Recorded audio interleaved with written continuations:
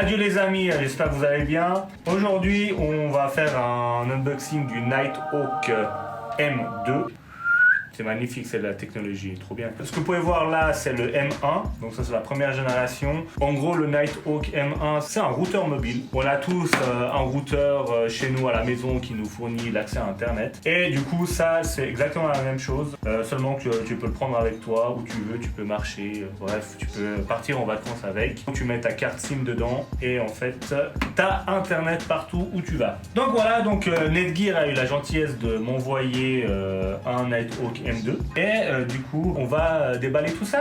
Voilà à quoi ressemble le paquet, super, hein, petit packaging à la Nighthawk.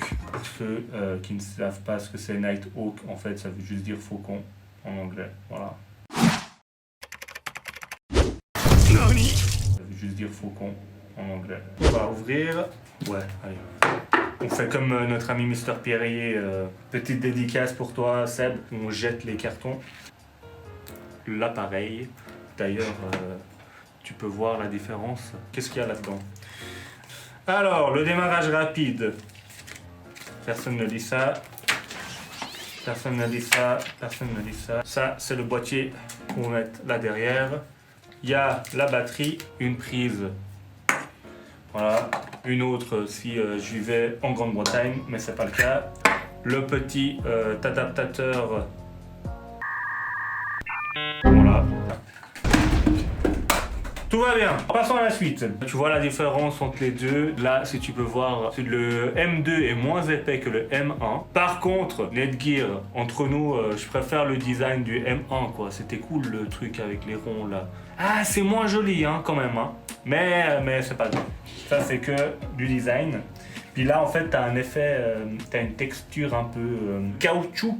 Ici, ce que tu peux voir ici, c'est que tu peux mettre ta carte SIM ici. Donc, la carte SIM, c'est la carte SIM de ton opérateur mobile, peu importe lequel. Hein. En fait, tu peux mettre ta carte SIM à toi directement dedans. Mais si tu as une carte extra SIM, genre tu sais, dans certains abonnements, tu peux avoir une carte supplémentaire juste pour pouvoir le mettre dans un iPad ou dans d'autres appareils. Il faut savoir que certains opérateurs bloquent. Tu ne pourras pas en fin de compte utiliser ton abonnement 4G de ton abonnement mobile pour utiliser comme Internet. Du coup, là tu mets ta carte SIM. Là, on va mettre la batterie en lithium de, si ça t'intéresse, hein, de 5040 mAh.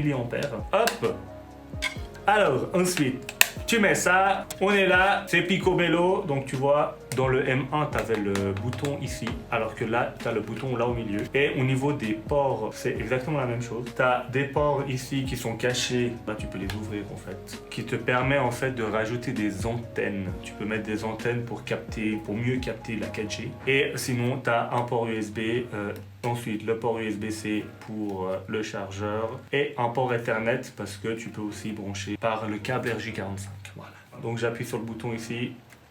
Faut savoir que c'est un écran tactile, alors que le M1, il n'était pas tactile son écran, si jamais. Pendant qu'il charge, ce que je peux te dire aussi, c'est qu'il y a une fonction Jump Boost, qui est une fonction, ce qui est cool, c'est que tu peux l'utiliser comme chargeur externe. À un moment donné, tu es en galère de batterie et tout, peu importe sur ton appareil, tu branches en fin de compte cet appareil-là, le M2, comme une batterie externe, et tu peux charger ton téléphone, ton iPad, tous tes appareils en fin de compte grâce à ça. C'est pour ça qu'il y a un port USB, tu vois là, du coup tu peux utiliser comme batterie externe. Donc ça a commencé, donc tu vois là, on peut, je vais choisir français. Donc pour ceux qui n'auraient toujours pas compris en fin de compte à quoi sert cet appareil, c'est pour avoir Internet frérot, c'est voilà, faut pas aller midi 14h, hein. C'est t'as envie d'avoir Internet un peu partout, il y a ça. Tu me diras, ouais mais je pourrais faire une partage de connexion avec mon téléphone et tout. Oui frère, tu peux. Tu peux aller sur ton iPhone, ton Android, partage de connexion et ton collègue à côté de toi ou ton pote et tout peuvent utiliser Internet. Par contre, partage ta connexion depuis ton iPhone sur 20 appareils.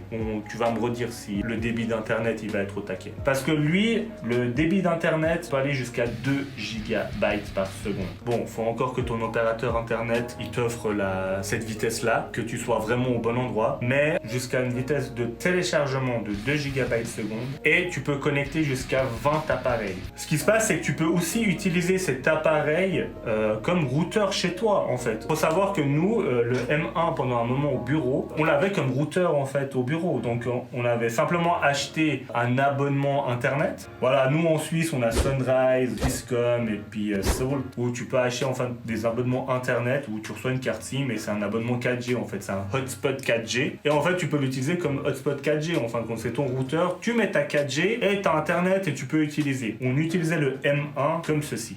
Donc là, comme tu peux le voir, il te dit que voilà, si tu veux te connecter à internet via ce routeur, ben, le Wi-Fi c'est Netgear 6754 et le mot de passe, voilà. Donc accéder à mon tableau de bord, veuillez insérer une carte SIM. Ouais, pour le moment j'ai pas de carte SIM frérot. La grande différence avec le M1 c'est que c'est tactile et là l'écran il est beaucoup plus grand que l'autre. C'est vraiment beaucoup plus agréable à utiliser. Là je me rends compte moi parce que j'ai utilisé celui-là depuis un moment. Là c'est vraiment beaucoup plus agréable quoi. Tu peux vraiment accéder à pas mal de choses et tout. Non, c'est vraiment cool. Pour ceux qui ont des enfants par exemple, vous avez une application mobile que vous pouvez télécharger. Vous pouvez depuis l'application mobile gérer votre routeur Nighthawk M2.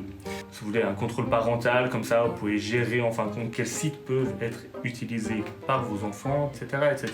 Donc grâce à l'application, ça simplifie vraiment la personnalisation de votre routeur. Alors que souvent dans les routeurs qu'on a, tu es obligé d'aller sur ton ordinateur, tu dois mettre souvent une adresse internet qui commence par 192.168 pour arriver à, en fin de compte à changer des trucs, même changer le mot de passe de ton routeur, alors que là c'est vrai, tout se fait vraiment facilement. Donc pour revenir à nos moutons, pourquoi, en fin de compte tu me diras, mais pourquoi est-ce que j'achèterais ça? Si t'es un blogueur, influenceur, si t'es un voyageur ou tu voyages beaucoup, ça va vraiment te dépanner parce que peut-être que t'as pas de roaming ou t'as des problèmes de roaming ou ça coûte trop cher ou t'as besoin d'internet quand tu voyages, mais t'as pas envie par exemple d'enlever la carte SIM de ton téléphone parce que admettons tu ne possèdes pas un téléphone où tu peux mettre 2 cartes SIM et tu n'as pas envie d'enlever ta carte SIM parce que tu as quand même envie peut-être de recevoir des appels de tes proches et tu as besoin d'avoir ton numéro dans ton téléphone. Du coup, ce que tu vas faire quand tu es en voyage, tu vas aller acheter une carte SIM dans le pays en question et tu vas mettre la carte SIM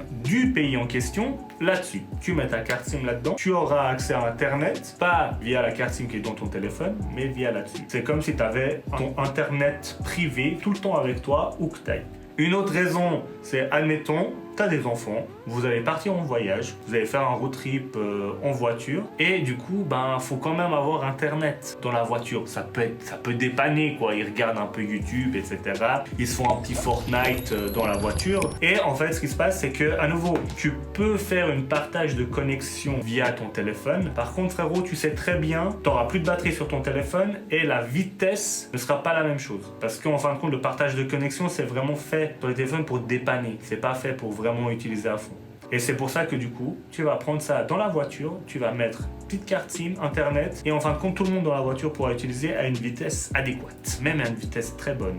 Honnêtement, pour l'avoir utilisé, ça peut vraiment dépanner. Si vraiment vous travaillez beaucoup avec internet et que vous avez besoin d'internet sur votre ordi ou peu importe, et que vous voyagez, ça c'est vraiment un outil utile. Et parfois, ben, si admettons, tu habites à un endroit que tu peux pas avoir la fibre optique ou internet à un débit potable, ben sache que ça peut vraiment te dépanner parce que ça marche comme, vu que c'est un routeur 4G, alors si jamais il n'y a pas de 5G, tu peux l'utiliser comme routeur et puis ça peut vraiment te dépanner. Donc si tu as des questions, mets en commentaire. Et je vais faire un peu comme les youtubeurs. Merci d'avoir regardé cette vidéo. Si tu souhaites nous soutenir, mets un petit pouce bleu. Si tu peux cliquer sur s'abonner, c'est cool. Mets un commentaire, lâche un commentaire ou comme tu veux. Fais un jeu à la con, mais personne ne commentera ça. Mais dis-nous c'est quoi la vitesse que tu as en ce moment.